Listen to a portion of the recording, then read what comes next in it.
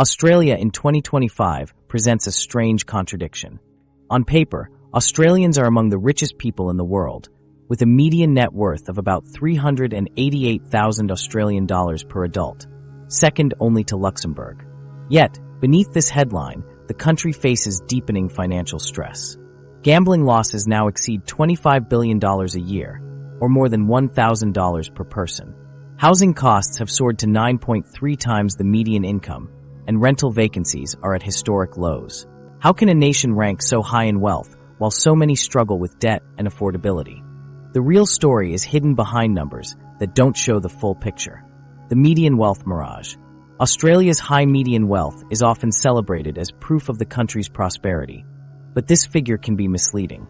According to the 2024 UBS report, the median wealth per adult is about 388,000 Australian dollars, more than twice that of the median American. On the surface, this seems to signal broad financial security, but the reality is more complicated, and much of that wealth is locked away, inaccessible for most people's day-to-day needs.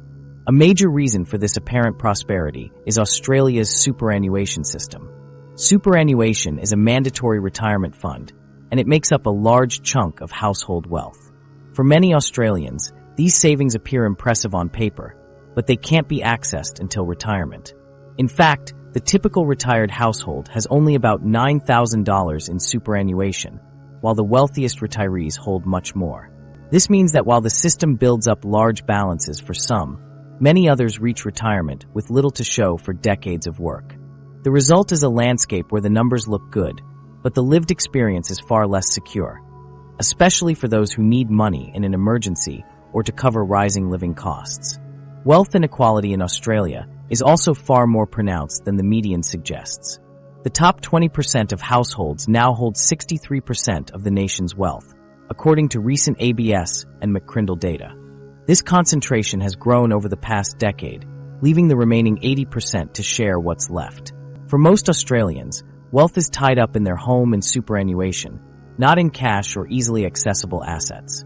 Around 30% of Australians have less than $5,000 in savings, making them vulnerable to unexpected expenses or job loss. Even homeowners are often asset-rich, cash-poor, with their equity locked in property and mortgage payments taking up a growing share of their income. Australia's net worth is also heavily concentrated in just a few asset classes. Real estate accounts for nearly two-thirds of household wealth, while mining stocks make up another significant portion.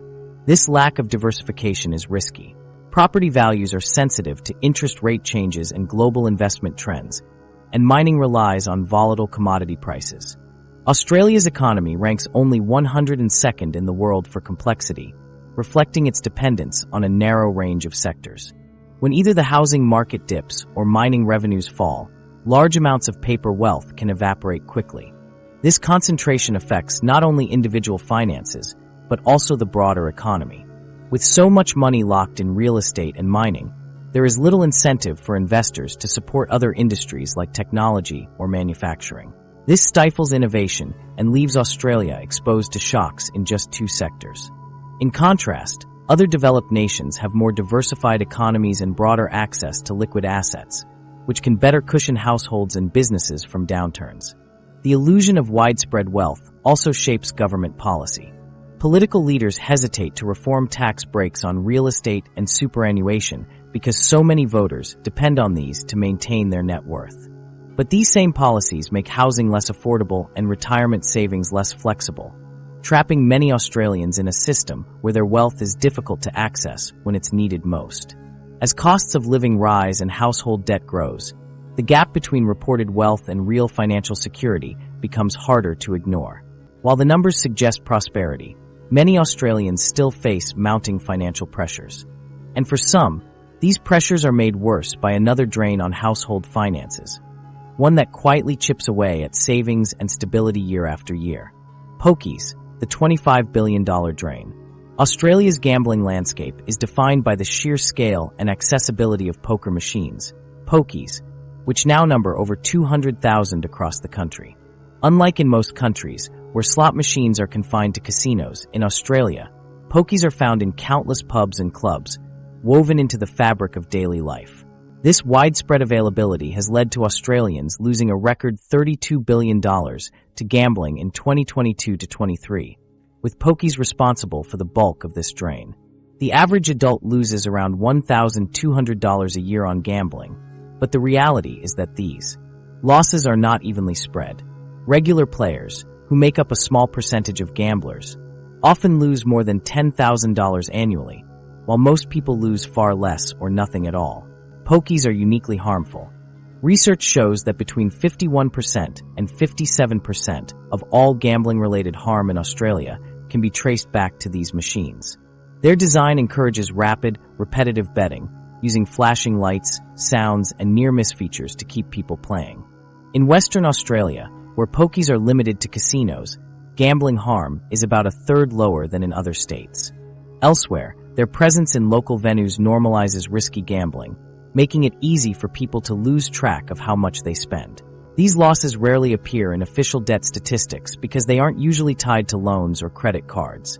Instead, people lose cash directly, which means the financial strain is often hidden until it becomes severe. Some gamblers end up refinancing mortgages or turning to payday loans to cover shortfalls, pushing the impact of gambling losses into other parts of the household budget. Debt consolidation firms report that gambling now rivals mortgages as a leading cause of bankruptcy, yet this crisis remains largely out of public view.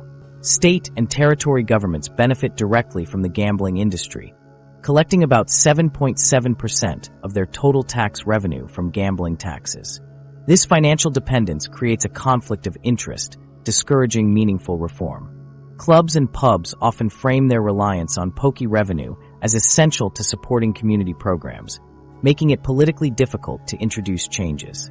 Efforts to address the problem, such as voluntary pre-commitment schemes where players can set spending limits, have failed to gain traction. Less than 0.1% of gamblers opt in, according to research. The financial impact of pokies extends well beyond the direct losses. Money that might otherwise go to groceries, rent, or medical bills is instead funneled into machines. Retailers in areas with a high concentration of pokies report lower sales, as local disposable income is siphoned away. The machines are most common in lower-income neighborhoods, compounding disadvantage and deepening financial vulnerability in the very communities least able to absorb the losses. In some suburbs, a single venue can take in tens of millions of dollars a year from pokies alone. Banks have started to recognize the risk, treating frequent gambling transactions as a warning sign on loan applications. Lenders scrutinize account statements for regular withdrawals at gambling venues, sometimes denying credit to applicants with high gambling activity. Yet, access to cash remains easy. Many venues still have ATMs on site, and there are few real barriers to continued losses.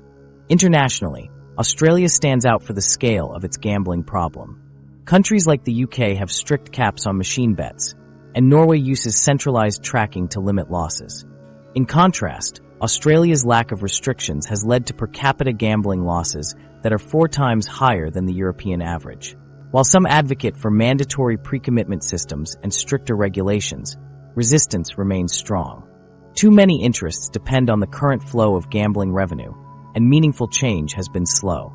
The result is an ongoing transfer of wealth from vulnerable households to governments and gambling operators, undermining the financial security that Australia's wealth statistics seem to promise. The pressures from gambling losses are only one part of the broader financial strain facing Australian households. Another major challenge is the cost of housing, which has climbed to levels that put even more pressure on family budgets. Housing, 9.3 times income. Across Australia, the numbers behind homeownership have shifted dramatically. The average home now costs 8.3 times the median household income, up from around 7 times a decade ago. In Sydney and Melbourne, that ratio climbs even higher, with typical homes priced at over 10 times what the median household earns. Regional areas haven't escaped the trend. Many coastal towns now see prices rivaling inner-city suburbs, erasing the old idea that moving further out guarantees affordability. According to the ABS, the national average home price crossed the $1 million mark for the first time in early 2025, a milestone that underscores just how quickly the market has moved out of reach for many. For those trying to buy their first home, the hurdles keep getting steeper. The average age of a first-home buyer has climbed to 36, and saving for a 20% deposit now takes about 10.6 years, nearly double what it took a generation ago. Homeownership, once a milestone in early adulthood, is now something many only achieve well into their late 30s, if at all. Even after scraping together a deposit, buyers face mortgage repayments that eat up more than half of the median household's income, leaving little left over for other essentials. The numbers don't line up. In 2024, median household incomes grew by just 4.3%, while home prices jumped 4.9% in the same period. Over the past 5 years, this gap has only widened, making it harder to keep pace. Investor activity remains a powerful force in the housing market. Negative gearing and capital gains tax discounts continue to shape the landscape, giving investors a significant edge. Negative gearing alone costs the government around $12 billion a year, a figure that highlights the scale of these incentives. Investors, often leveraging equity from multiple properties, routinely outbid first-home buyers at auctions. For every new buyer hoping to get a foot in the door, there are several investors with deeper pockets and more flexible financing. This imbalance drives prices higher and does little to increase the supply of homes available to people who actually want to live in them. Rental yields have failed to keep up with soaring prices, but that hasn't deterred investors. Nationally, gross rental returns average just 3.2%, often less than the cost of borrowing. Many investors aren't concerned with rental income. They're betting on continued price growth instead. This speculative approach turns housing into a financial asset rather than a place to live, distorting the market and making it even harder for owner-occupiers to compete. The ABS reported a 4.2% drop in first-home buyer loans last quarter, a sign that many are simply giving up. Construction hasn't kept up with demand either. Builders face rising costs for materials and labor, delaying projects and pushing prices even higher. When new homes are completed, they often target the luxury segment, with entry-level options in short supply. The average new apartment now sells for $850,000, putting it out of reach for most first-time buyers. Government efforts to boost supply tend to benefit investors more than aspiring homeowners, as most new stock is quickly snapped up by those looking to expand their portfolios. The deposit hurdle continues to loom large. A 20% deposit on the average $1 million home means saving $200,000, more than most people earn in several years after tax. Even for dual-income households, reaching this goal requires years of strict budgeting and sacrifice. Many give up and remain renters, but that comes with its own set of challenges. Renters face instability as landlords sell or raise prices, disrupting work, schooling, and family life. Sentiment is shifting. Surveys show nearly 60% of Australians under 40 believe they'll never own a home. This pessimism shapes major life decisions, delaying starting families, avoiding new careers, or moving away from cities entirely. Some suburbs have become enclaves for the wealthy or those with inherited property, while others are pushed further from jobs and services, increasing both financial and emotional strain. Government interventions, such as first-home buyer grants and stamp duty concessions, often get absorbed into higher prices, doing little to improve real affordability. Shared equity schemes have limited reach, and policy changes that would address the root causes, like reforming negative gearing or capital gains tax, remain politically untouchable. As the barriers to homeownership rise, more Australians are left renting for longer, facing a market that's just as tough as the one they're locked out of buying into. The next challenge for households is unfolding in the rental market, where conditions have reached a critical point. Rental market collapse.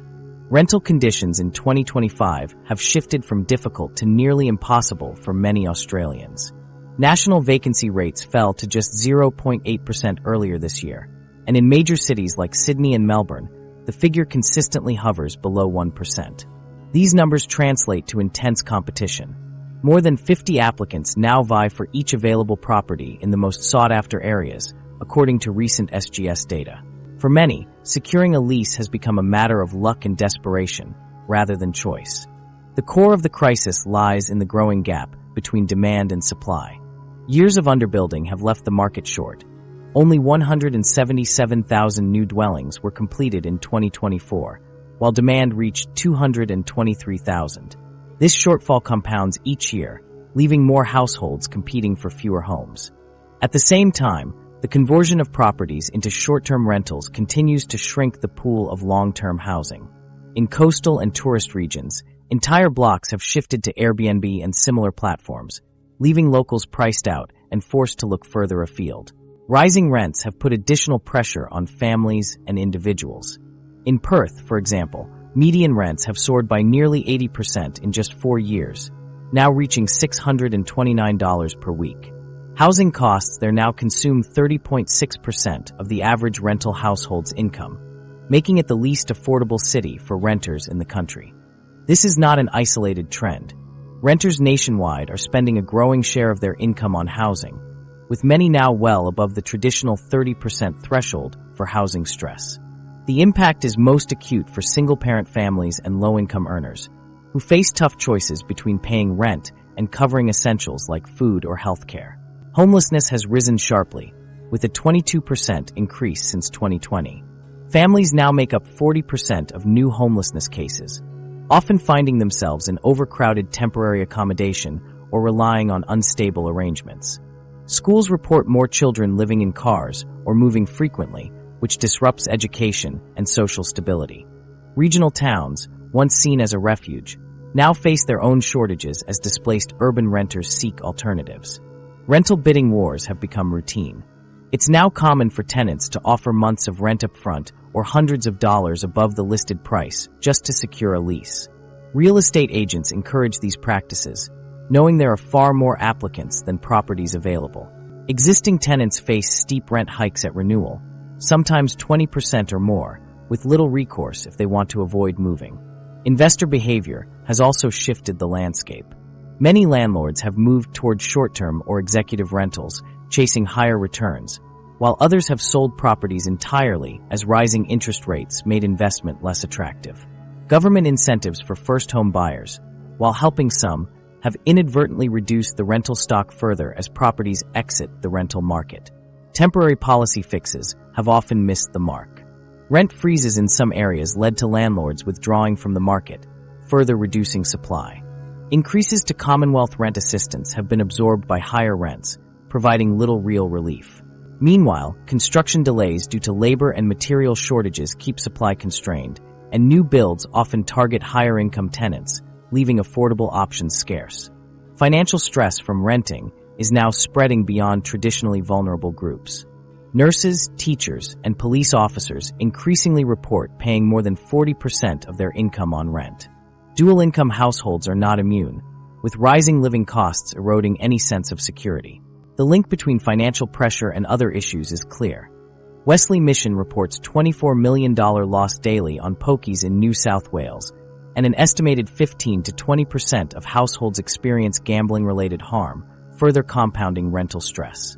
Australia's rental market, once a stepping stone to homeownership or stability, now leaves many with few options and constant uncertainty.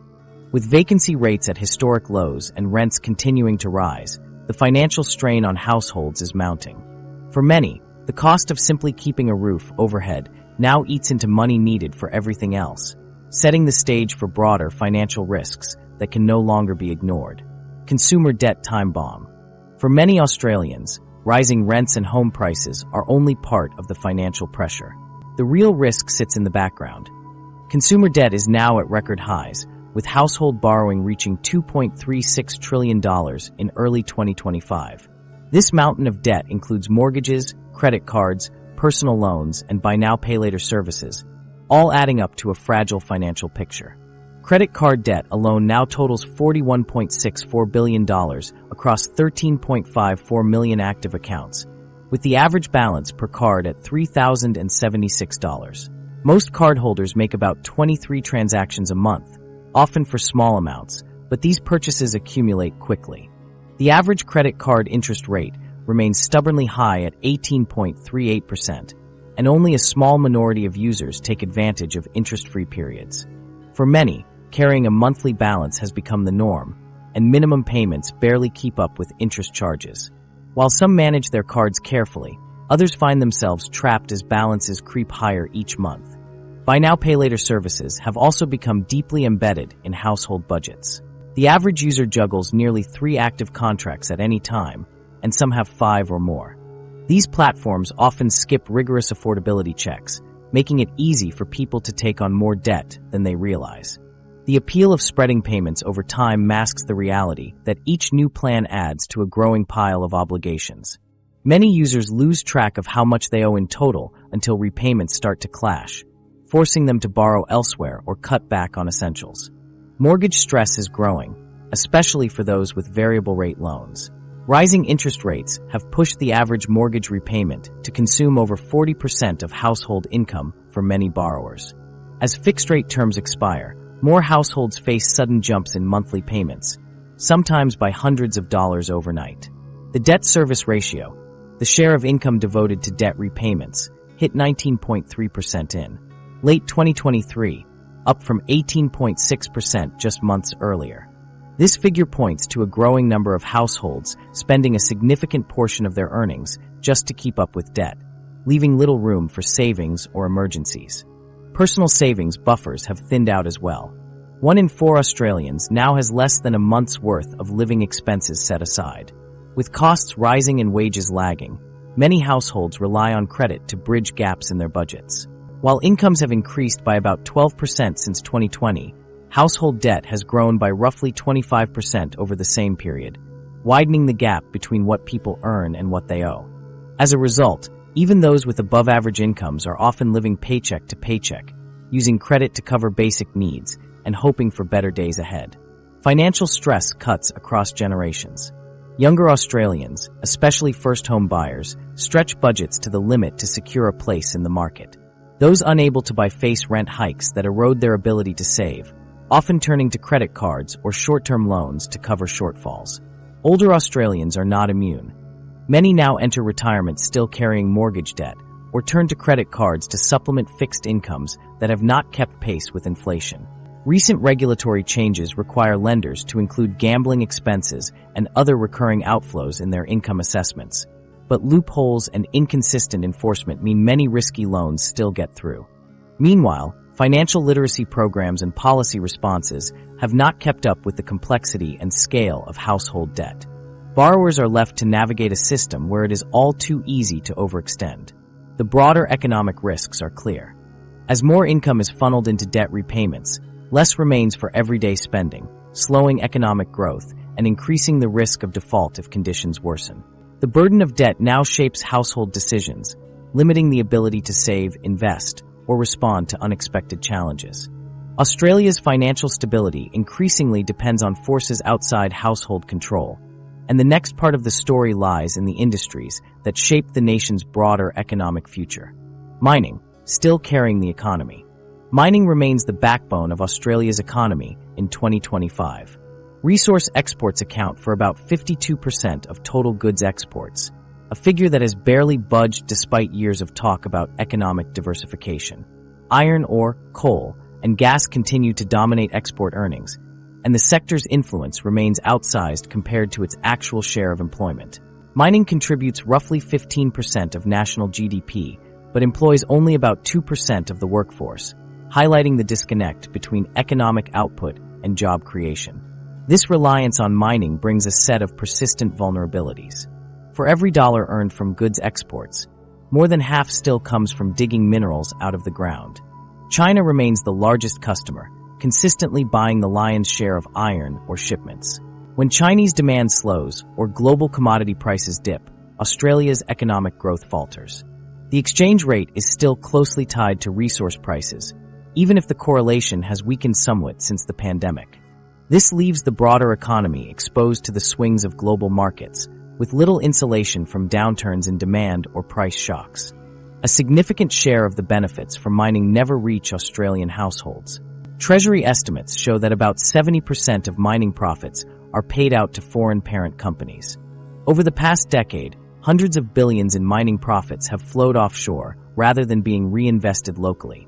This limits the domestic multiplier effect of the sector and means that the wealth generated on Australian soil often doesn't translate into broader prosperity. Efforts to capture more value through taxation have run into resistance, with complex royalty and tax arrangements allowing companies to minimize their local obligations through deductions and transfer pricing. Mining's dominance also shapes the structure of the economy in less obvious ways. The sector's strength keeps the Australian dollar higher than it would otherwise be, making it harder for manufacturers, agricultural exporters, and even tourism operators to compete internationally. This resource curse effect squeezes other industries and contributes to Australia's low ranking on the Global Economic Complexity Index, currently 102nd in the world. The lack of diversification leaves the country with limited options if demand for its key exports ever falls away. State budgets depend heavily on mining royalties. In Western Australia, royalties make up 20% of government revenue. In Queensland, the figure is about 15%. These payments fund essential services, but are highly volatile, rising and falling with commodity cycles. When iron ore prices dropped in 2022, Western Australia faced an immediate, multi-billion-dollar budget shortfall. Other states have experienced similar shocks during coal price slumps, yet few have developed stable alternatives to mining income. The sector's environmental costs are substantial, but often externalized. Mining is responsible for about a third of Australia's carbon emissions, and cleanup obligations are frequently underfunded, leaving taxpayers to foot the bill for abandoned sites. Major projects near sensitive areas, such as the Great Barrier Reef, continue to spark debate about the long-term trade-offs between economic gain and environmental risk. Automation has made mining even less labor-intensive. While production volumes have climbed, the workforce has shrunk, with many operations now run remotely or with minimal staff on site. The jobs that do exist are highly paid, but concentrated in specific regions and demographics. Mining remains overwhelmingly male, and the high wages attract workers away from other essential sectors, deepening local imbalances. Infrastructure investment follows mining's lead. Railways, ports, and energy projects are prioritized to move resources to market, while other regions struggle to secure funding for basic transport or community facilities. Mining towns see bursts of investment and population growth, but these gains are often temporary. Many workers commute on fly-in, fly-out schedules, spending their wages elsewhere and limiting the long-term development of local communities. Australia's trade policy often reflects the sector's priorities. Free trade agreements focus on securing export markets for minerals, sometimes at the expense of other industries. When diplomatic tensions arise, as with China's restrictions on barley and wine, the lack of diversification limits Australia's bargaining power. Despite the wealth generated, the benefits of mining remain unevenly distributed and the risks are mounting. The global shift toward renewable energy threatens future demand for coal and gas, while even iron ore faces long-term uncertainty as steel production plateaus and recycling expands. Australia's continued dependence on mining leaves it exposed to the next downturn, with few new engines of growth ready to take over. The story of mining is one of impressive numbers masking deeper fragilities. It delivers wealth on paper, but that wealth often fails to reach most Australians or build a more resilient economy. As the country looks ahead, the challenge is not just how to manage the next commodity cycle, but how to address the structural imbalances that have been allowed to persist for so long. Imbalances that also shape how Australians one of the most significant features of Australia's financial landscape is its compulsory superannuation system. Designed to help workers build retirement savings over their careers, superannuation now accounts for about 23% of household assets according to the ABS. On paper, this appears to be a pillar of national prosperity, with the average balance per adult reaching $172,000 and the average household holding about $237,000 in superannuation. But the reality for most Australians is more complicated, and the promise of long-term financial security often falls short. For many retirees, superannuation is less a steady income stream and more a stopgap for immediate financial needs. A common strategy, especially among those approaching retirement, is to use super payouts to eliminate outstanding mortgage debt. Research shows that 57% of retirees transfer a significant portion of their super into home equity before accessing the age pension. While this can provide short-term relief, it leaves many with little left in their accounts. The typical retired household holds just $9,000 in superannuation, making reliance on the age pension almost unavoidable. This outcome undermines the system's original goal of reducing pressure on public pensions and highlights a disconnect between compulsory savings and actual retirement security. The problem is compounded by the uneven distribution of super balances. Wealthier Australians often use superannuation as a tax-advantaged investment vehicle, contributing up to $27,500 annually at concessional rates and benefiting from tax-free growth inside the fund. These strategies allow some to accumulate multimillion-dollar balances, while the majority of workers retire with far less. Tax reforms aimed at curbing these advantages generally affect only the top tier, doing little to address the broader issue of inadequate savings for most. Younger workers face a different set of risks. With government budget deficits mounting, there is growing discussion about reducing the current 11% superannuation contribution rate. Any cuts to contributions would hit younger Australians hardest, especially as they already contend with high housing costs and sluggish wage growth. The system is built on the assumption of stable employment and continuous contributions, an assumption that may not hold as economic pressures increase and workforce patterns shift. Superannuation structure also creates certain behavioral pitfalls. Because retirement savings are locked away and separated from other assets, many people treat their super as something abstract, an amount to be accessed in a lump sum at retirement rather than managed as part of a long-term plan. This mindset encourages withdrawals to pay off debts or cover large expenses, rather than providing a sustainable income through retirement. Once the money is gone, retirees often find themselves asset-rich but cash-poor, with home equity tied up in property and little flexibility to cover rising living costs or emergencies. Fees and insurance premiums further erode balances over time.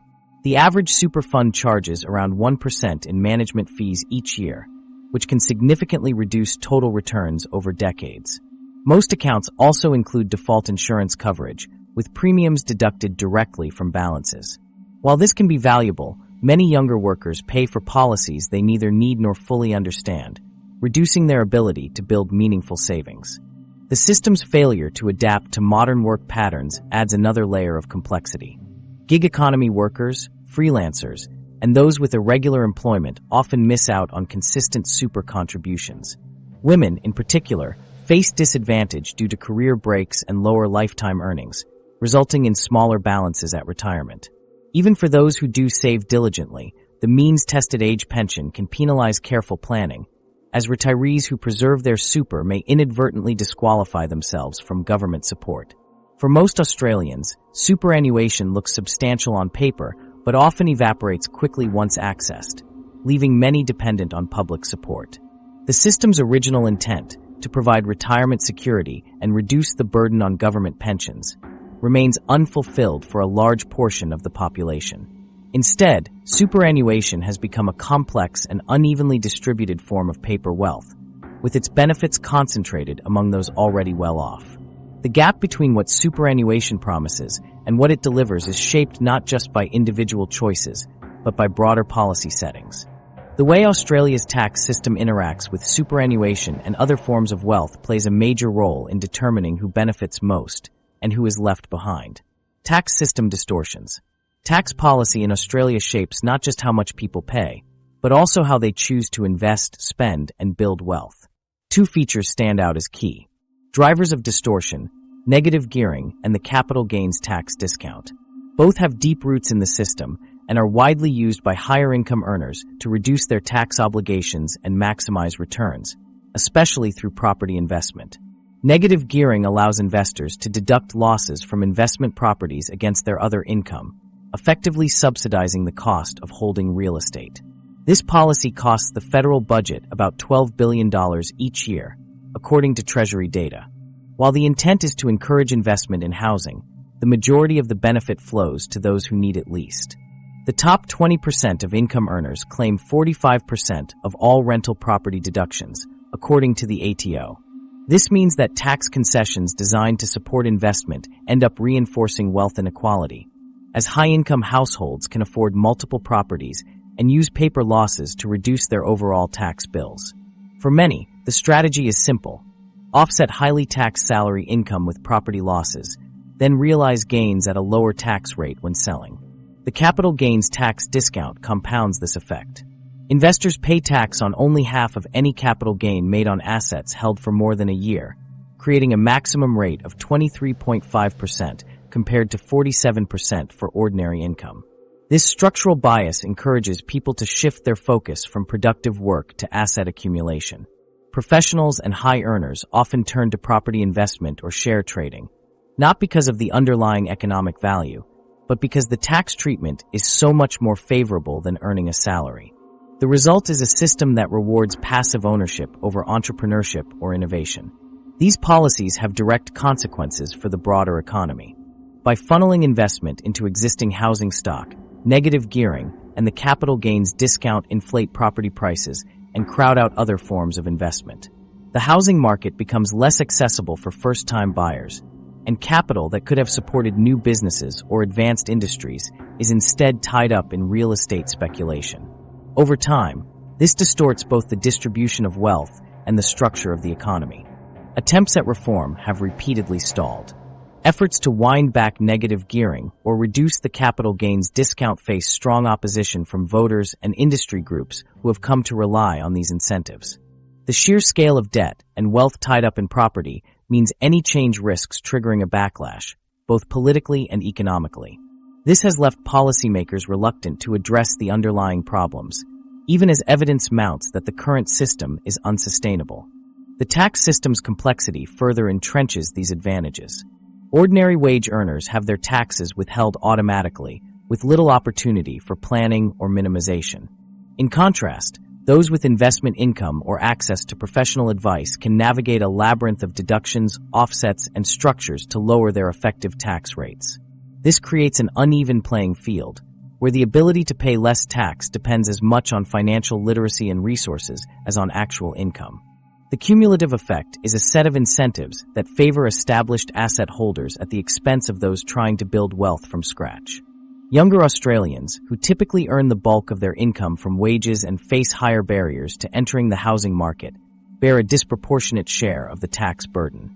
Meanwhile, older and wealthier Australians benefit from decades of favorable policy settings that have amplified their gains. These distortions ripple through the economy, shaping not just who gets ahead, but also which sectors attract investment and which are left behind. As the focus remains on property and resource extraction, other parts of the economy struggle to compete for capital and talent. This dynamic has far-reaching implications for growth, innovation, and the country's long-term prospects. The productivity paradox. Australia's struggle with productivity growth has become a central concern in recent years, often described as the productivity paradox. Despite high living standards and a well-educated workforce, the economy has not managed to convert these advantages into meaningful gains in output per worker. Since 2020, annual productivity growth has averaged just 0.8%, which is only half the OECD average. This sluggish pace signals that Australia is failing to keep up with its peers in terms of economic efficiency, and it raises questions about how the nation allocates its resources and plans for the future. A key factor behind this stagnation is the persistent overinvestment in housing and mining at the expense of other sectors. Property and resources dominate the economic landscape, while technology and manufacturing together make up a small share of GDP. As a result, research and development, innovation, and the creation of high-value jobs are routinely sidelined. Venture capital investment per capita is far below that of comparable countries, with little funding directed toward industries that could drive future growth. The economy remains anchored to real estate speculation and resource extraction, rather than developing a broad base of competitive, knowledge-driven industries. Australia's low economic complexity ranking, 102nd out of 146 countries, the lowest among high-income nations, underscores the consequences of this narrow focus. The Economic Complexity Index measures the diversity and sophistication of a country's exports. Australia's ranking has steadily declined since the 1950s, when it was among the top 30. Today, iron ore, coal, and gas make up the bulk of exports, leaving the country exposed to swings in global commodity prices and limiting its ability to command premium prices on world markets. The lack of complex manufacturing or advanced technology exports means Australia cannot easily pivot when resource demand softens. The effects of this imbalance extend into the labor market. Skilled workers in fields like technology, finance, and healthcare often leave for better opportunities abroad, with over 50,000 Australians emigrating permanently in 2023 alone. Many cite higher salaries and more dynamic industries overseas as key reasons for leaving. At home, domestic salaries for professionals lag behind those in comparable economies, particularly after adjusting for living costs. Australia risks becoming a training ground for other nations' workforces, exporting talent rather than retaining it. Education and training systems have not kept pace with rapidly changing industry needs. Universities produce large numbers of graduates, but many lack the practical skills employers demand. Vocational training programs struggle to adapt, and apprenticeship completion rates remain low. This mismatch between education and labor market requirements leaves businesses with unfilled technical roles, even as graduates search for suitable work. Business culture and workplace practices also play a role. Australian firms invest less in automation and technology than their international counterparts, and managerial capability scores below the OECD average. Many businesses maintain outdated processes, and a high prevalence of small, family-run enterprises resists the kind of professionalization that could improve efficiency. Workers often report frustration with redundant tasks and bureaucratic obstacles that slow down productivity. Regulatory and infrastructure barriers add to these challenges. Starting a business in Australia is more time-consuming and expensive than in many similar economies. Zoning laws and occupational licensing create artificial barriers, while congested ports and outdated freight networks increase transport costs. Outside major cities, slow internet speeds restrict the potential for remote work and limit participation in the digital economy. Short-term thinking in both business and government compounds the problem. Companies tend to prioritize immediate returns over long-term investment in research and development, and CEO tenures are short.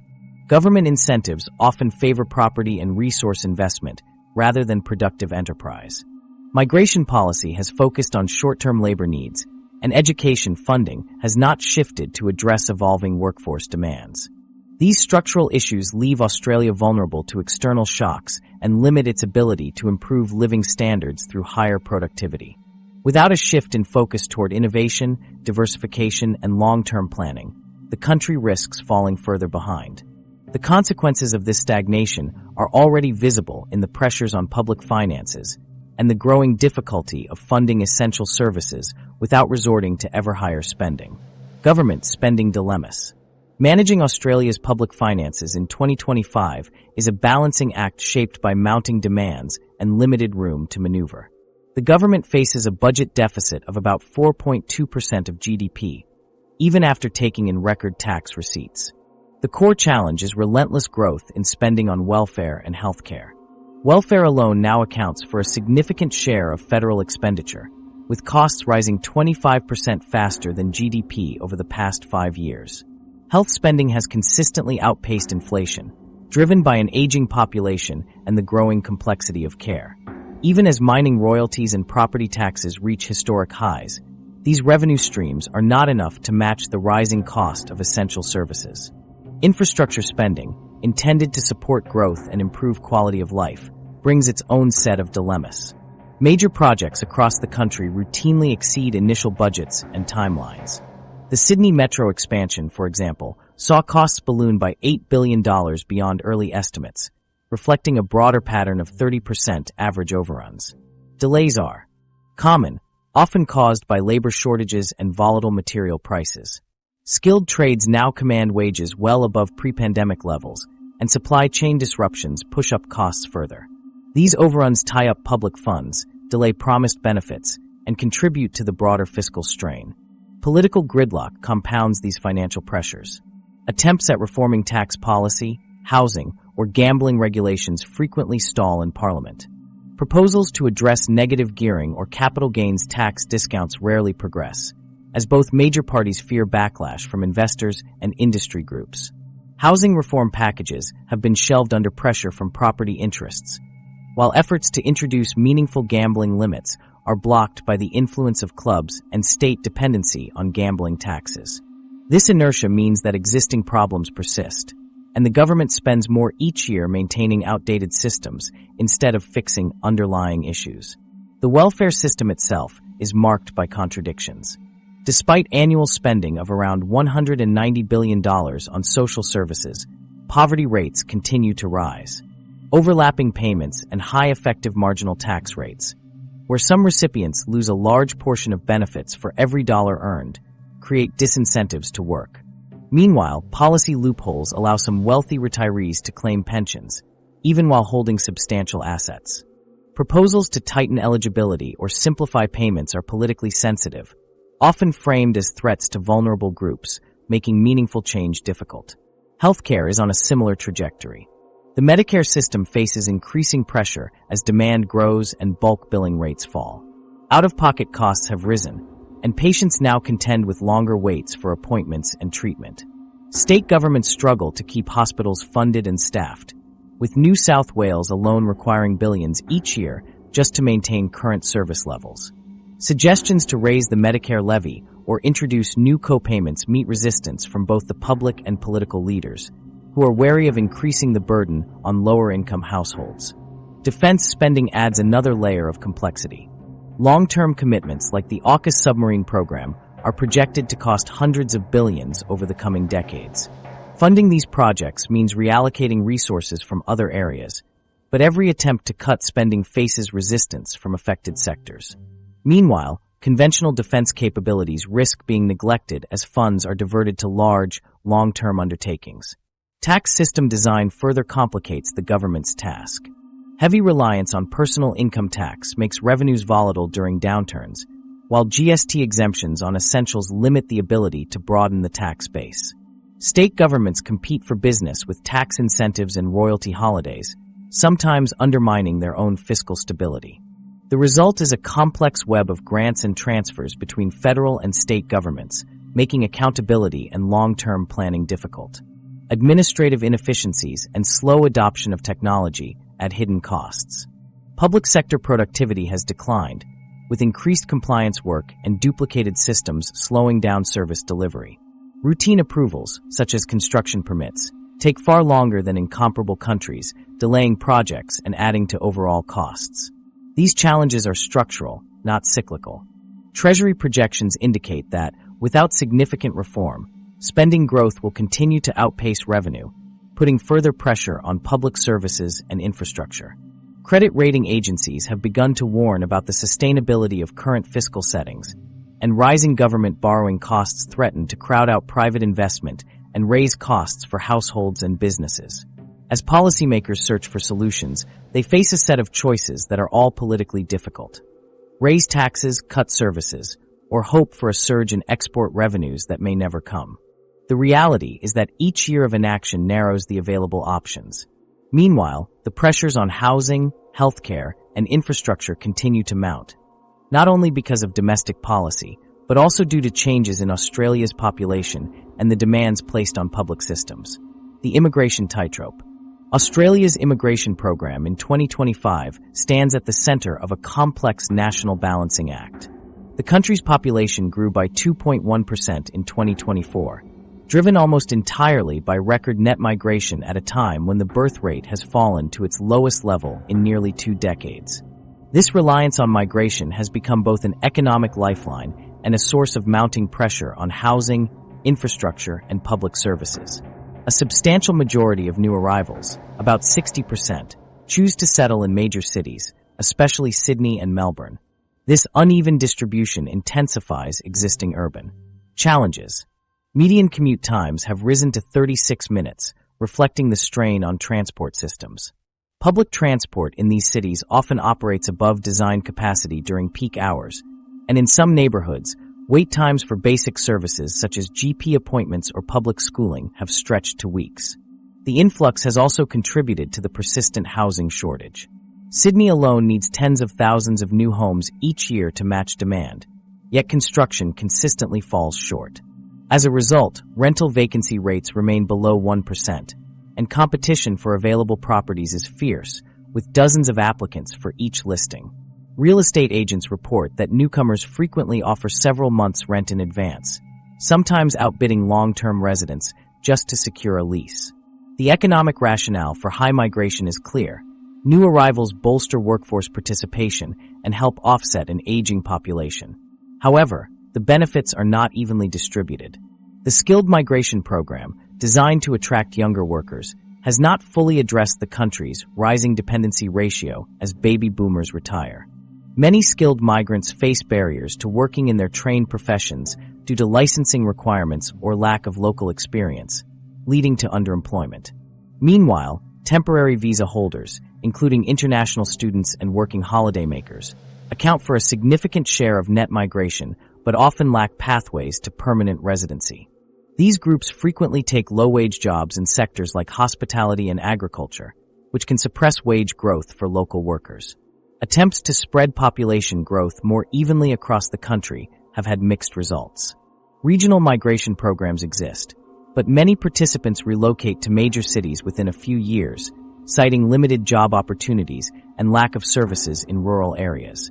Some regional centers have seen success in attracting and retaining migrants, but these remain exceptions rather than the norm. The concentration of new arrivals in urban centers continues to amplify pressures on infrastructure and housing. Infrastructure development has not kept pace with population growth. Major projects, such as the expansion of urban transport networks, take years to complete, while migration numbers can increase sharply in a single year. The 2025 Infrastructure Australia report identified a $120 billion backlog in unmet needs, with transport and utilities most affected. This lag means that systems are frequently over capacity and upgrades struggle to catch up with demand. The social and political landscape is also shaped by these trends. 1 in 3 Australians was born overseas, which has enriched the country's cultural fabric, but also created new challenges around integration and social cohesion. In some urban areas, concentrated migrant communities experience higher unemployment and social isolation. Political debate over migration has intensified, with business groups advocating for higher intakes to address labor shortages, while community groups and some politicians express concern about overcrowding and declining affordability. The education migration pipeline has come under scrutiny as well, with some private colleges accused of operating as visa mills that offer little real training but provide a pathway to residency. Housing affordability remains a central point of contention. Economists estimate that every additional 100,000 migrants can lift property prices by more than 1% nationally and even more in Sydney. First home buyers increasingly point to migration as a factor in being priced out of the market, though tax settings and investor activity also play significant roles. The political sensitivity around migration makes substantive reform difficult, as any reduction in intake risks slowing economic growth without guaranteeing immediate relief for the housing market. Australia's heavy dependence on migration to drive growth leaves the economy vulnerable to external shocks. If global conditions change and migration slows, there are few alternative engines of growth ready to take over. This reliance, combined with the ongoing strain on housing and infrastructure, has created a precarious situation that policymakers have yet to resolve. These demographic and economic pressures shape not only the everyday experiences of Australians, but also the stability of the country's financial system. As the next set of risks emerges from the risks in Australia's banking sector have become more pronounced as the country's dependence on property continues to deepen. The largest banks hold a substantial share of their loan portfolios in residential mortgages, making them especially sensitive to changes in the housing market. This concentration means that even moderate declines in property values can have outsized effects on the stability of the financial system.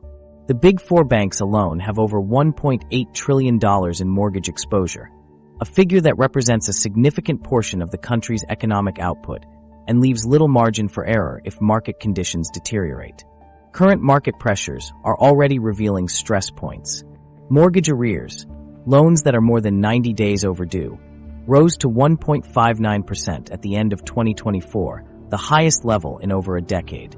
While still manageable in absolute terms, this uptick signals growing hardship among borrowers, particularly those who purchased near the top of the market or with small deposits. First home buyers, who make up a rising share of recent entrants, are especially vulnerable. Many stretch their finances to secure a property, leaving them with little buffer as interest rates increased. Investor loans, especially those with interest-only periods, are showing higher levels of distress as repayments reset and rental yields fail to keep pace with rising costs. Banks are also contending with narrowing profit margins.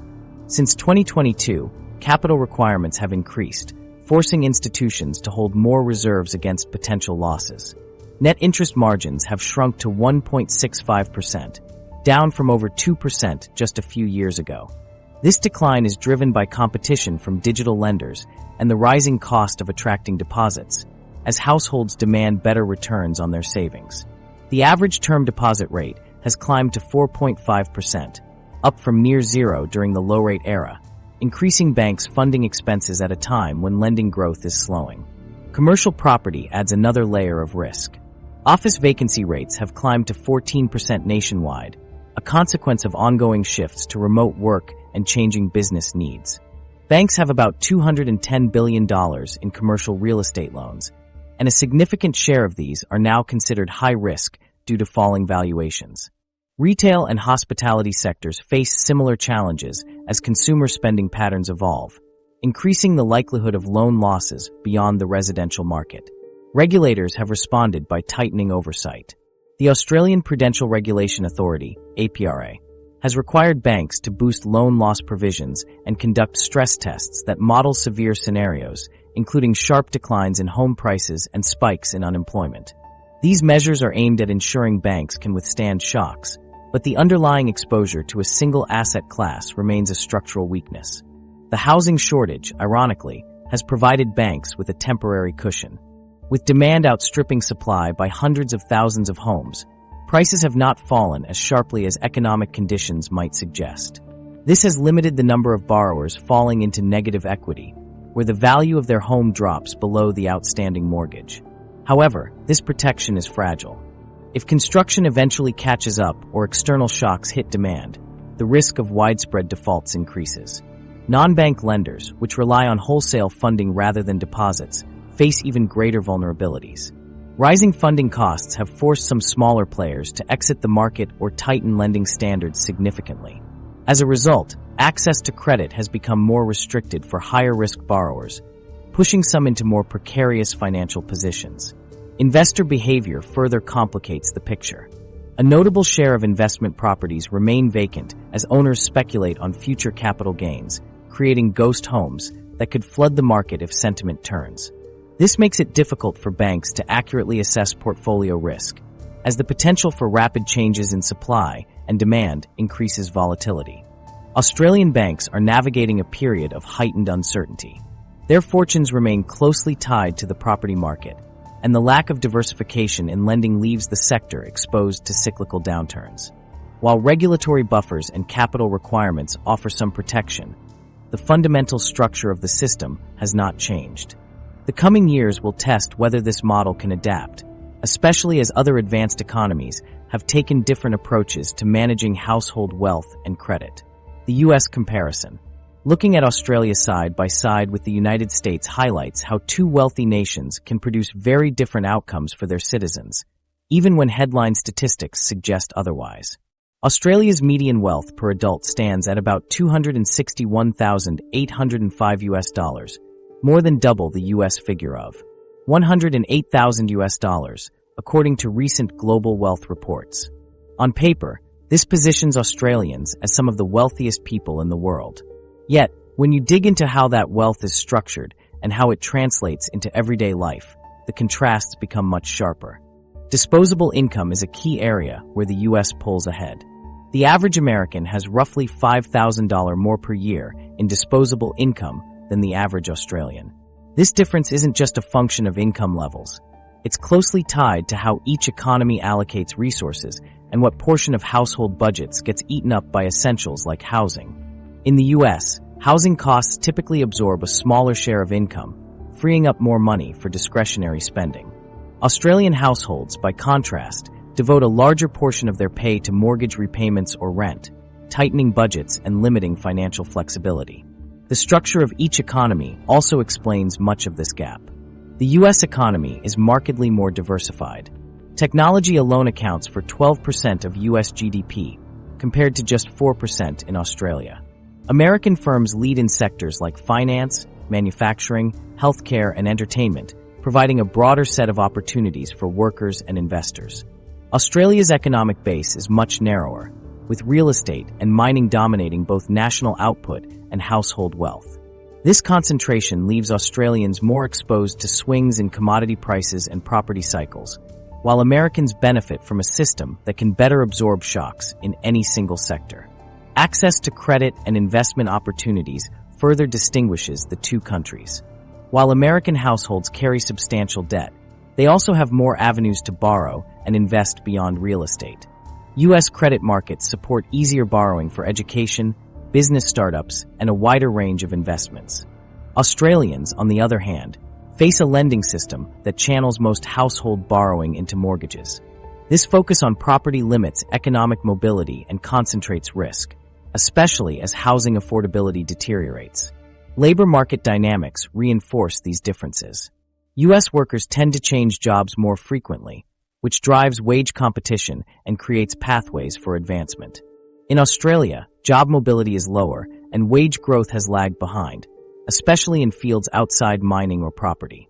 Professional salaries in the U.S., particularly in high-demand sectors like technology, often outpace those in Australia even after adjusting for cost of living. This contributes to the higher disposable income figures seen in the U.S. Retirement savings systems also reveal contrasting philosophies. Australia's compulsory superannuation system builds up significant balances over time, but restricts access until retirement. In the U.S., individual retirement accounts like 401k, and IRAs offer more flexibility, including early withdrawals for specific needs, albeit with penalties. Both systems aim to encourage long-term saving, but the American approach gives households more control over when and how they use their funds. The investment culture in each country shapes broader economic outcomes. About 58% of Americans participate in the stock market, compared to 36% of Australians. This higher participation rate channels more capital into businesses and innovation, supporting a more vibrant entrepreneurial ecosystem. Australians, by contrast, tend to favor property as their primary investment, reinforcing the dominance of real estate in the national economy. Economic complexity is perhaps the most telling difference. The U.S. ranks among the top 10 globally on the Economic Complexity Index, reflecting its ability to produce and export a wide range of sophisticated goods and services. Australia, by contrast, ranks 102nd, lower than many developing economies. This lack of complexity limits resilience and future growth potential, as the country relies heavily on a handful of sectors. These structural contrasts shape not only economic outcomes, but also the lived experience of ordinary households. While Australians may report higher median net worth, much of that wealth is locked up in assets that are hard to access or vulnerable to downturns. Americans, with more disposable income and broader opportunities, often experience greater day-to-day financial flexibility. This comparison underlines the importance of looking beyond headline wealth figures to understand real economic security. It also raises questions about how nations with similar levels of prosperity can face such different challenges when it comes to affordability, opportunity, and resilience. As Australia grapples with these issues, it's not alone. Other countries with similar profiles are facing their own versions of these pressures. The Canadian parallel. Examining Canada's economic landscape reveals a striking set of parallels with Australia, especially when it comes to the housing market and the broader pressures shaping financial security. In both countries, the cost of buying a home has outpaced wage growth for years, making it increasingly difficult for average-income households to secure stable housing. The financial strain is familiar. Young Canadians, much like their Australian counterparts, now face deposit timelines that stretch into the double digits, and the average age of first-time buyers continues to rise in major cities. The underlying causes are similar as well: speculative investment, policies that favor property over other assets, and a long-running shortage of new housing supply. Both nations have watched affordability erode as property has become the primary vehicle for wealth building. Canada, however, operates without the buffer of a massive resource sector like Australia's. When housing markets soften, Australia can rely on iron, ore, or gas exports to stabilize its economy. Canada's resources, while significant, do not provide the same level of national insurance, leaving its economy more exposed to swings in real estate cycles. This lack of a safety net makes the consequences of housing volatility more pronounced and leaves policymakers with fewer tools to cushion downturns. On the productivity front, Canada has managed to outpace Australia, recording annual growth of around 1.2%. This edge comes from a more diversified economy, with stronger contributions from manufacturing, technology, and services. Canada's higher ranking on global economic complexity indexes reflects this broader base, allowing the country to better absorb shocks and adapt to changes in global demand. While Australia remains heavily concentrated in mining and agriculture, Canada's mix of exports includes not just resources, but also advanced manufacturing and emerging tech, providing a measure of resilience that Australia currently lacks. Both nations rely on immigration to drive economic growth and offset aging populations. Canada's population growth rate has tracked closely with Australia's, with net migration serving as the main engine behind workforce expansion. This shared strategy brings similar challenges. Most newcomers settle in the largest cities, Toronto, Vancouver, Sydney, and Melbourne, putting immense pressure on housing, infrastructure, and public services. Median commute times in Canadian cities have climbed, echoing the congestion and service delays seen in Australia. The tension between the economic benefits of migration and the strain it places on urban systems is a defining feature in both countries. Housing policy failures are another point of convergence. In Canada, tax settings like the principal residence exemption and lenient capital gains rules encourage real estate speculation, mirroring Australia's negative gearing and capital gains tax concessions. Both countries have resisted significant reform, despite warnings from economists about the long-term risks of over-reliance on property. The impact is visible in the rental markets, where vacancy rates in major Canadian cities have fallen below 1%, and short-term rentals have removed significant stock from long-term housing. Construction delays and rising costs, driven by zoning restrictions and labor shortages, slow the delivery of new homes in both countries, even as demand continues to rise. The banking systems in Canada and Australia also share vulnerabilities. Canadian banks hold a large proportion of their loan books in residential mortgages, closely mirroring Australia's exposure. High household debt levels are a feature of both countries, and as interest rates rise, mortgage stress becomes more acute. The structure of Canadian mortgages, which typically renew every 5 years, introduces periodic payment shocks, while Australia's variable rate system creates ongoing adjustments.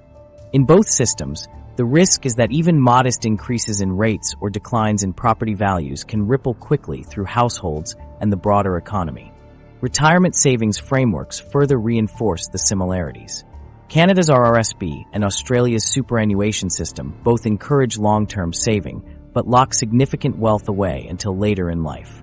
While Canadians have some flexibility to withdraw funds for home purchases, the overall effect is a population that is often asset-rich but cash-poor, especially as housing and retirement systems intersect with rising living costs. Urban planning and infrastructure challenges complete the picture. Sprawling suburbs, lagging transport investment, and long commutes are common complaints in both countries.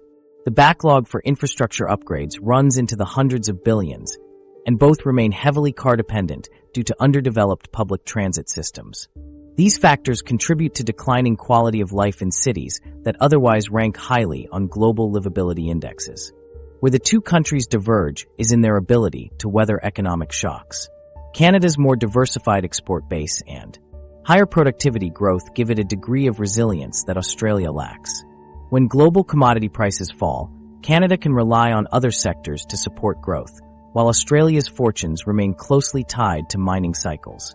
As the world moves away from fossil fuels, this difference may become increasingly important. Both countries face political inertia when it comes to addressing these challenges. Housing affordability task forces, reports, and short-lived policy tweaks are common, but meaningful reform remains elusive. The cycle of relying on property markets and migration to drive growth continues, even as the pressures on households and public systems mount. These Canadian parallels highlight that the challenges facing Australia are not unique.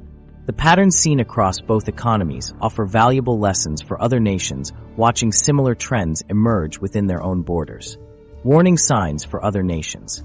Patterns in Australia's recent economic history highlight specific warning signs for other developed nations. The country's median wealth per adult is high, $261,805, second only to Luxembourg. Yet this impressive headline conceals a series of structural vulnerabilities. These include a housing affordability crisis, record levels of gambling losses, rising consumer debt, and an economy with the lowest complexity ranking among high-income countries, sitting at 102 out of 146 globally. The disconnect between wealth statistics and lived experience is a signal that headline numbers can mask growing risks beneath the surface. Housing affordability is the most visible pressure point. In Australia, the average home now costs over 8 times the median household income. Canada and the UK are not far behind, with similar multiples and wage growth lagging well behind property prices. Tax incentives like negative gearing in Australia, principal residence exemptions in Canada, and buy-to-let breaks in the UK all encourage speculative investment, driving up prices and pushing homeownership out of reach for younger generations. Governments in these countries routinely announce ambitious construction targets. Australia plans for 1.2 million new homes, the UK for 1.5 million. But these measures rarely address the underlying tax settings that fuel speculation. The result is a persistent gap between supply and demand, and a growing divide between those who own property and those locked out of the market. Debt is another area where Australia's experience should serve as a warning. Household debt as a share of income remains among the highest in the world, with Australians increasingly reliant on mortgages, credit cards, and buy now pay later schemes to maintain their standard of living. This debt dependence is mirrored in Canada and the UK, where consumer borrowing continues to rise even as interest rates climb. The risk is that a sudden shift, whether in employment, rates, or property values, could quickly tip many households into financial distress. Highly concentrated lending to the housing sector, as seen in Australia's banking system, leaves entire financial systems exposed to downturns in property prices. Canadian and UK banks face similar concentrations, making the risk of contagion real if market conditions deteriorate. Australia's gambling losses are the highest per capita in the world, with over $25 billion lost annually. The normalization of gambling, especially through ubiquitous poker machines, has led to significant social and economic harm. Other countries, including the UK and several US states, are expanding gambling options, often citing potential tax revenue or entertainment value. Australia's experience shows how quickly gambling can become a public health issue and a fiscal crutch for governments, making subsequent reforms politically challenging. Industry concentration is another common risk. Australia's reliance on mining as a primary export earner has created a narrow economic base, leaving the country vulnerable to swings in global commodity prices. Profits from mining often flow offshore, limiting the broader benefits to the domestic economy. Canada's reliance on oil and real estate, the UK's focus on financial services, and the US's tech sector concentration each present variations of this same risk. When too much national wealth depends on a single sector, economic shocks can have outsized consequences and make diversification more difficult over time. Immigration-driven growth is often used to offset aging populations and support GDP. Australia and Canada have leaned heavily on high migration to drive workforce expansion, but this has also intensified pressures on housing, infrastructure, and services.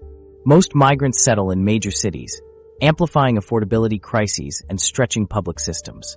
While population growth can temporarily boost economic figures, it does not address underlying productivity challenges and can worsen existing bottlenecks. Australia's superannuation system, which locks away retirement savings until late in life, has resulted in many retirees being asset-rich but cash-poor. Similar compulsory savings or pension systems in other countries could produce the same outcome if they fail to account for the need for accessible funds during working years or early retirement.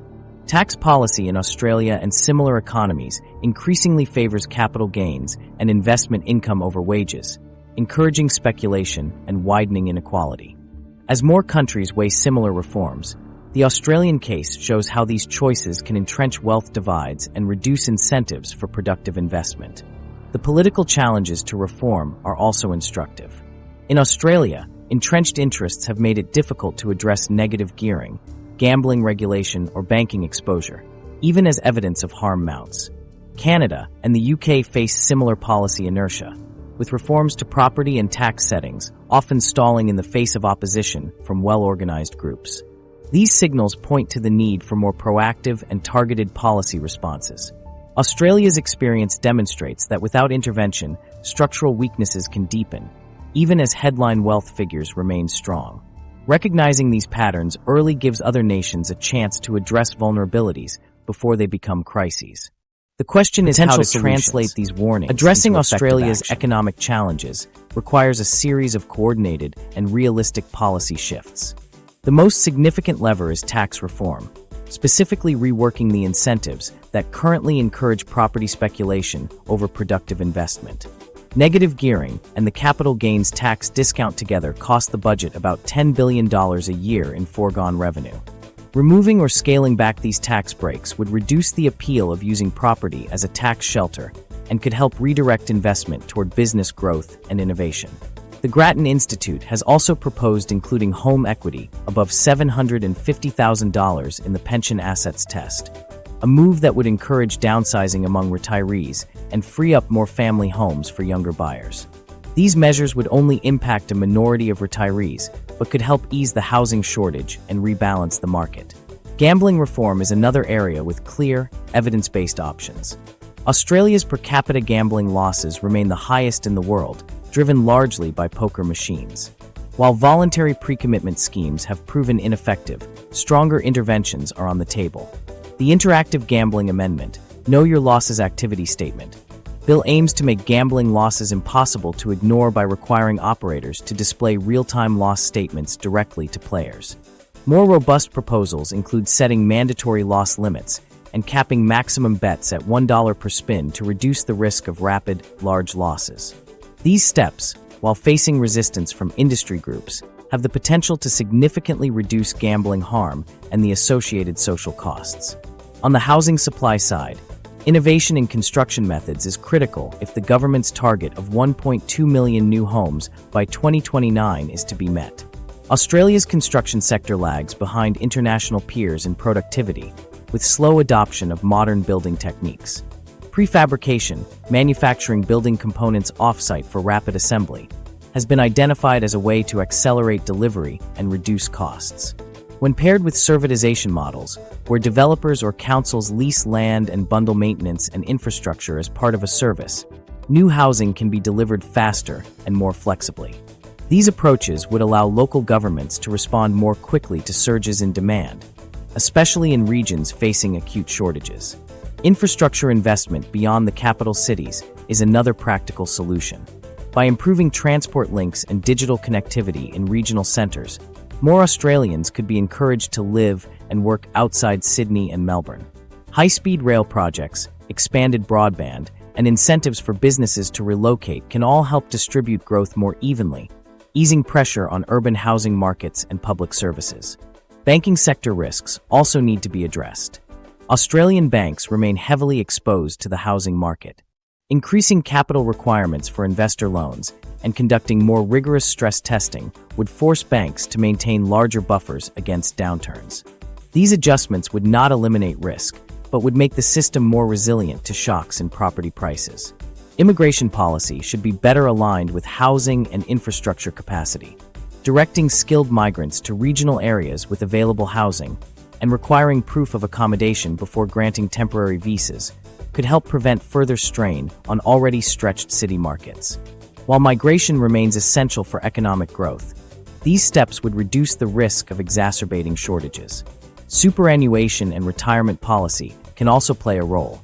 Allowing limited, tightly regulated early access to superannuation for first home purchases might help younger Australians overcome deposit barriers. At the same time, phasing out tax advantages for seniors holding large, underused homes would encourage downsizing, freeing up stock for families. Finally, boosting productivity requires targeted investment in skills and education. Expanding vocational training, especially in sectors facing shortages, and increasing funding for STEM research would help diversify the economy and reduce reliance on property and resources. Each of these solutions is technically feasible and supported by research. Yet, the reality is that implementing them involves confronting entrenched interests and navigating a political environment that often rewards short-term thinking. The barriers to real reform are substantial and shape the way policy is debated and delivered in Australia. Why change is hard? One of the most significant barriers to economic reform in Australia is the concentration of household wealth in real estate. According to the ABS, around 60% of the nation's net wealth, over $10 trillion out of $18.3 trillion in total assets, is tied up in land and dwellings. This deep entanglement means that any meaningful change to housing policy, especially reforms that could disrupt property values, carries enormous risk for millions of households. The typical homeowner has most of their wealth locked in their home, with limited liquid savings or other investments. Even a modest decline in property prices could push many into negative equity, erode retirement plans, and trigger broader instability across the financial system. Policymakers are acutely aware that moves to restrict negative gearing or reduce capital gains tax concessions, however justified on economic grounds, could spark panic among investors and homeowners alike. This sensitivity to property values is not just an economic issue, it is intensely political. Housing wealth shapes voting patterns, retirement planning, and intergenerational transfers. Many families rely on home equity to support children entering the market, fund retirements, or provide a safety net in times of need. Superannuation funds are also heavily invested in property, with a substantial share of their portfolios in real estate. As a result, any downturn in the housing market would not only affect homeowners directly, but also ripple through retirement savings and the broader financial sector. The Reserve Bank has warned that a significant price correction could erase more than $1 trillion in household wealth, with consequences for consumer confidence and economic growth. Industry lobbying further complicates efforts to address these structural issues. The mining sector, for example, has a well-documented history of successfully opposing increases to royalty rates or resource taxes. Mining companies have used their financial resources and influence to shape policy outcomes, arguing that higher taxes would deter investment and cost jobs, despite the sector's consistently high profit margins.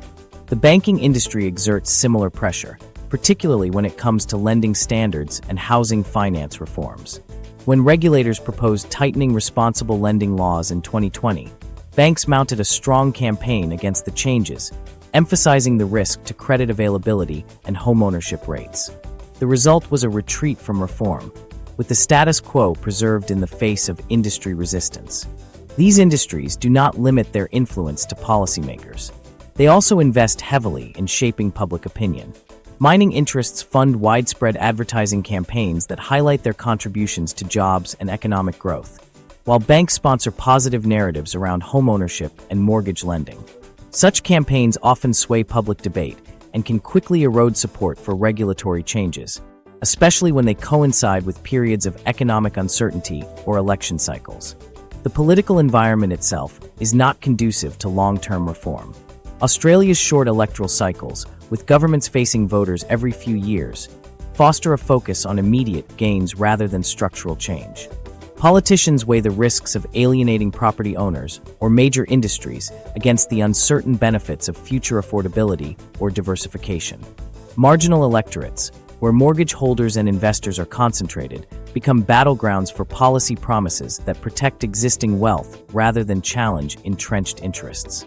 As a result, proposals to phase out negative gearing or adjust capital gains tax concessions are often shelved, regardless of the evidence supporting reform. State and federal dynamics add another layer of complexity. State governments rely on property-related taxes and mining royalties for a large share of revenue. When federal leaders propose reforms that might reduce stamp duty or alter the distribution of mining income, state governments often resist, citing the potential impact on their budgets. This creates a fragmented policy landscape, with no clear pathway for coordinated national reform on housing or resources. Media ownership and advertising dependencies reinforce these barriers. Outlets that rely on property listings or banking advertisements may be less likely to challenge the prevailing narratives around housing or finance. Subtle editorial choices and the exclusion of critical voices can shape the terms of debate, making it harder for alternative perspectives to gain traction. The cumulative effect is a policy environment where inertia prevails. Housing tax incentives persist despite decades of expert criticism. Mining royalties remain low, and banking regulation is calibrated to avoid rocking the property market. Each failed attempt at reform strengthens the expectation that meaningful change is unlikely, making future efforts even more difficult. Australia's experience shows how deeply embedded interests and structural dependencies can stifle reform, even when the long-term costs are clear. The pressures continue to build as affordability worsens and economic risks accumulate. The country stands at a point where maintaining the current approach will only intensify these challenges. The road ahead. Looking ahead, Australia's economic direction will be shaped by the choices it makes now about its wealth, growth, and stability. The road ahead is defined by a set of difficult trade-offs, each with real consequences for households, businesses, and future generations. The housing sector remains the most visible and urgent challenge. According to the State of the Housing System 2025 report, Australia is projected to fall nearly 400,000 homes short of its 1.2 million new dwellings target by 2029. This shortfall is driven by a slowdown in multi-unit construction, rising material and labor costs, and persistent planning delays. While there may be slight improvements in affordability over the next few years, rental conditions are set to remain tight, with low vacancy rates and ongoing competition for available properties. The National Housing Supply and Affordability Council calls for coordinated long-term reform, expanding rental support, accelerating social and affordable housing construction, and adapting supply to meet the needs of a changing population. Without these changes, the divide between homeowners and renters will only grow wider, and the strain on lower and middle-income Australians will deepen. Economic concentration in mining continues to leave the country exposed. Resource exports make up more than half of total goods exports, but the sector employs a small fraction of the workforce and remains at the mercy of global price swings. Diversification efforts have repeatedly stalled, with entrenched interests and short-term political calculations blocking more balanced growth. As the global energy transition accelerates, Australia faces the risk that its current sources of wealth will become less reliable, putting pressure on government revenues and the broader economy. The banking system's heavy reliance on residential mortgages poses persistent risks. Over half of bank lending is tied to property, and while the Reserve Bank's Martin model suggests that the cash flow channel is only a moderate transmission mechanism for shocks, the sheer scale of exposure means that any significant correction in property prices could still have systemic effects. Regulatory measures have been introduced, but the fundamental structure of the sector has not shifted. As long as credit flows primarily into housing, opportunities for broader economic development remain limited. Tax settings continue to distort investment decisions. Negative gearing and capital gains tax discounts encourage speculative activity in property, inflating prices and diverting capital away from more productive sectors. These policies cost the budget around $10 billion each year, and efforts to reform them have struggled against strong lobbying from property and investor groups. The result is a tax system that reinforces inequality and slows progress toward a more dynamic, innovative economy. Immigration policy is another area where reform could ease pressure. Net migration remains the main driver of population growth, but without better alignment to housing and infrastructure capacity, the benefits are unevenly distributed. Directing more arrivals to regions with available housing and jobs, and requiring evidence of accommodation, could help reduce urban congestion and improve outcomes for both new and existing residents. Superannuation and retirement policy will also need to adapt. While balances appear healthy at a glance, many retirees quickly exhaust their savings to pay down housing debt or cover living costs. Allowing restricted early access for home purchases and revising pension asset tests could help address intergenerational inequity and free up more family homes. Political realities remain a formidable obstacle to meaningful reform. Short election cycles, marginal seat politics, and the influence of well-organized lobbies make it difficult to enact the kind of systemic change that reports like the NHSAC and State of the Housing System 2025 recommend. The risk is that incremental adjustments will not keep pace with the scale of the underlying problems. Australia's experience is mirrored in other developed countries facing similar pressures. Canada and the UK, for example, share Australia's high median wealth rankings, but also struggle with housing affordability, debt, and slow policy responses. The lessons are clear. Headline wealth figures can mask deepening vulnerabilities, and delaying reform only compounds the risks. The next step is to look beyond surface-level prosperity and acknowledge the gathering challenges. The question is whether Australia, and countries like it, will act before these structural cracks become impossible to ignore. Beneath Australia's impressive median wealth of $388,000 per adult, the economy faces some of the most acute structural issues among developed nations. The average home now costs over 9 times the median. Income and annual gambling losses have reached 32 billion Australian dollars, both signs of deeper vulnerabilities. Despite headline wealth, many Australians struggle with affordability, rising debt, and limited economic diversification. These realities highlight a central paradox. High net worth on paper does not guarantee financial security or broad prosperity. Australia's experience shows how wealth rankings can conceal fragility. Share your thoughts below. What solutions do you think could address these challenges?